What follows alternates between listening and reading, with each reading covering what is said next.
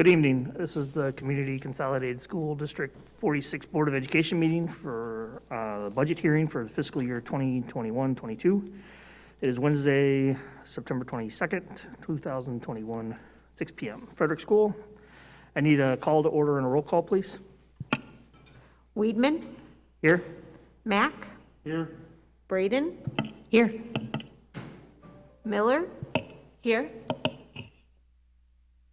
Nash? All right, so that gives us our quorum. If we can stand for the Pledge of Allegiance, please.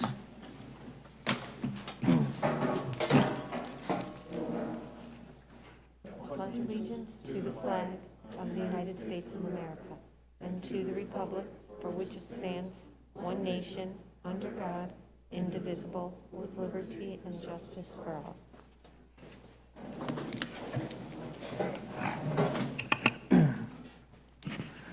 Okay, next on the agenda is I need approval for the budget hearing agenda. Motion? So moved. Second. Okay. Miller? Aye. Mack? Aye. Weedman? Aye. Braden? Aye. And Nash? Aye. You caught up? Are you all caught up? Are you all caught up? Caught up? Ready to go? Okay, I just, because he's going next, I wanted to make sure you had the presentation ready. All right, next is the fiscal year 2021-22 budget hearing presentation. Thank you. This is the budget hearing for Community Consolidated School District for school year 2022. Here's our mission: empowering learners, creating equity, cultivating community. So how do we fulfill those steps? We do it by having actionable goals. Here is our finance goal that was affirmed by the Board of Education in May as part of our strategic plan. Clarify financial practices, increase transparency and communication, aligning financial decision making, and Board Policy 4:20, which determines fund balance of 25 to 30%. Here is the timeline of the budget process. This is the public hearing of the budget. So the final step after this evening is to file the adopted budget with the Regional Office of Education, the Lake County Clerk's Office, and the State Board of Education. I really like this quote, as it gets to the heart of aligning financial decisions with the goals of the organization. So just a recap of the tentative. Here is our final all funds budget. The total difference between revenues and expenditures is a $1.2 million deficit budget. Updates since August 11th. We have received our updated corporate personal property replacement taxes, which we call CPPRT, allocation from the state. We have our ESSA spending plans. These are evolving, as you're all aware, based on the presentation last month. And we are continuing to look at ways to support a reopening of schools, mitigate risk, and address learning loss or unfinished learning. And finally, the decision of this evening of the food service contract amendment. The district has budgeted for an unassigned contingency expenditure of $350,000. This allows us the flexibility to make changes throughout the school year without having to bring an amended budget to your attention. Just a recap again of revenues. 60% comes from local taxpayers. 27% comes from the state of Illinois. The largest of these three grants is our evidence-based funding, which is $14.4 million. Federal funding makes up 10%, including IDEA, Title, and additional ESSA 2 and ESSA ARP funding this year.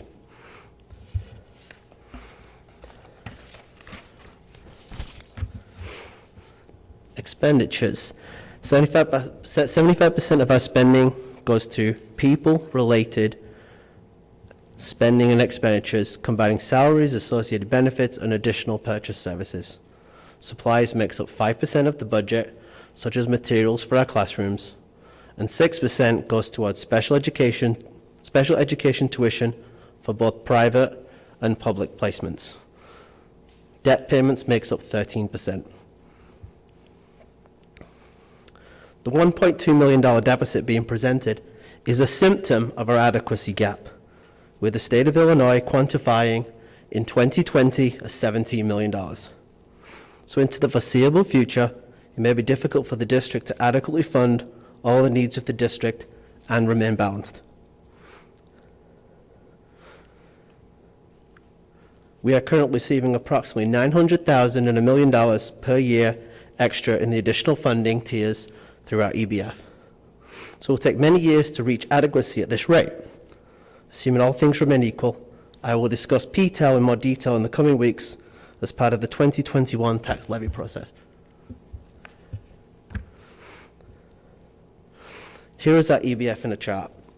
FY17 was the last year of the old general state aid formula, and in FY18, the first year we received evidence-based funding. We did not receive the additional funding in FY21, as it was held flat from the previous year. Despite the adequacy gap, we continue to focus resources on students. The designations in this slide come from the state when we were last evaluated in 2019, due to 2020 data not being available due to interruption from the pandemic. Here is our pandemic relief funding, which we'll be continuing to use this year into 2023. Here is our ESSA spending plan. As you can see, 95% of the total grant is green, meaning already expended or committed. This is our current ARP ESSA 3 spending plan, with some contingency and unassigned funds. Just to reiterate from the presentation last month, it is iterative and evolving.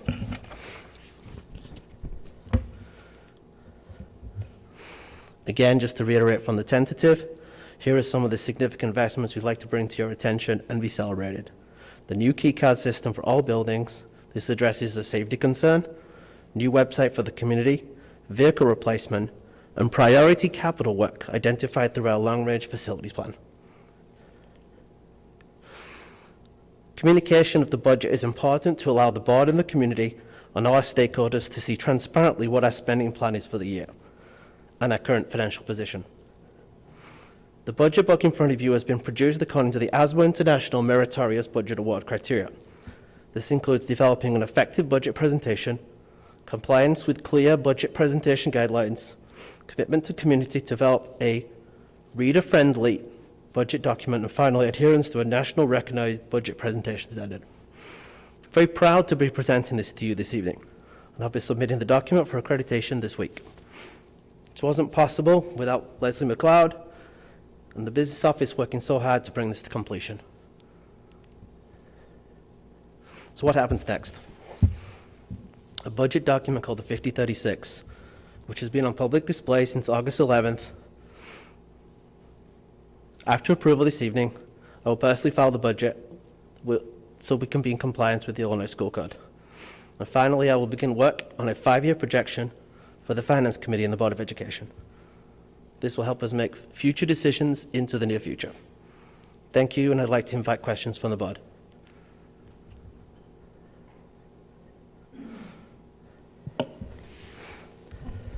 Chris, as you know, I'm interested in sustainability and I'm trying to look at the budget through the triple bottom line. And so I'm curious about what impacts you see on 3 things. The first is our ability to maintain the budget, the account balances over time, the 25 to 30%. And the second is impact on our ability to support students and employees' health. And then the third is our impact on facilities and grounds, namely the environment. Can you speak to how our budget will impact those 3 areas, please? I'll try. Thanks. Okay, so 25 to 30%. We will finish the school year with a fund balance in compliance with 4:20. We will have to monitor our fund balance over the next 3 to 5 years. That is the function of the Finance Committee in monitoring the audit, reviewing the monthly treasurer's reports, having discussions with the administration on the budget throughout the year. Again, we are at 64% adequacy and the 17 million below where we should be by the state's adequacy target. So that means we'll have to make decisions to prioritize what we accomplish over the next few years. regarding our employees and student health and well-being. Without healthy students and staff, we don't have a school district. So it's the highest priority that we maintain healthy environments for our kids and staff. Finally, our ability to maintain our facilities and grounds. We're taking a huge stride this evening with our long-range facility plans. The work at GMS on the agenda this evening for the upcoming summer is a priority project for the district. So we won't do anything moving forward outside of the long-range plan. That is the great way to monitor progress, but also to prioritize our projects. I think these are all great topics for the Finance Committee. Thank you so much.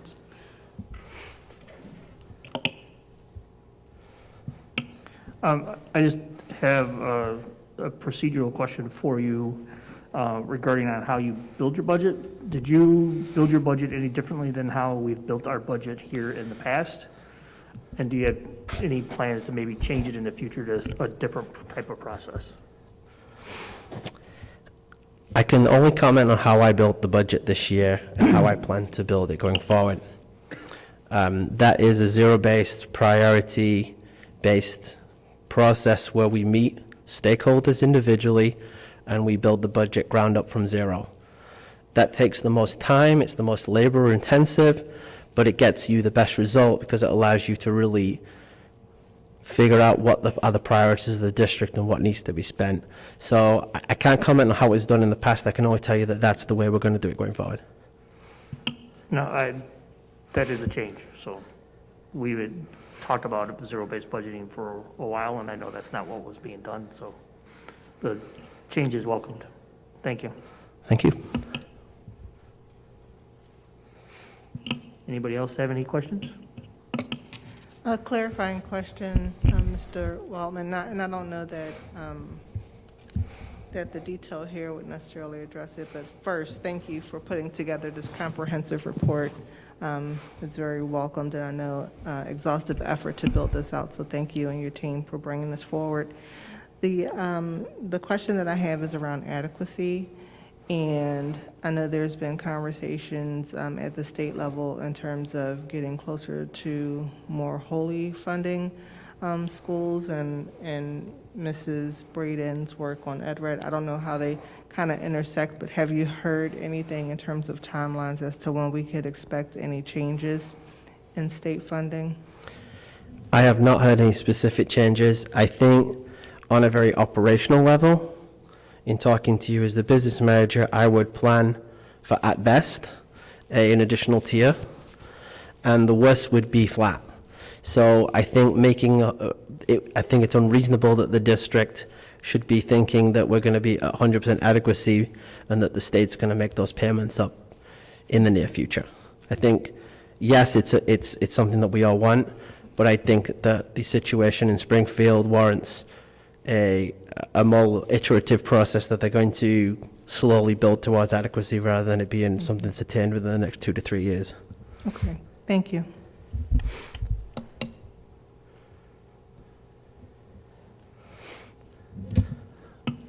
Any further? This is maybe more towards the levy conversation, so maybe not anything to answer tonight. And I apologize because I meant to research it further. But I had thought I had seen that there was legislation in Springfield that would allow schools to sort of capture historical, when they did not levy the full amount, to go back and capture that. You're nodding like maybe you know, but I apologize, I should know more, but I had just seen it, and when you were talking, it reminded me of that. I don't know if you've been following that at all. That legislation would allow a look back for districts to be able to recapture, because it's a use it or lose it in 1 year under PTEL right now, which is a 1994 legislation that we're all operating under. There's lots and lots of discussions that instead of it being a use it or lose it in 1 year, that there's some sort of look back. So it's something that's a lot of school districts would obviously like, because it would mean that they could not levy when they need to, but levy in the future based on their future needs. So yes, it's something that's already been talked about, but I'm not 100% familiar that it's passing right now. I think it would be very welcome, and a lot of school districts would like that.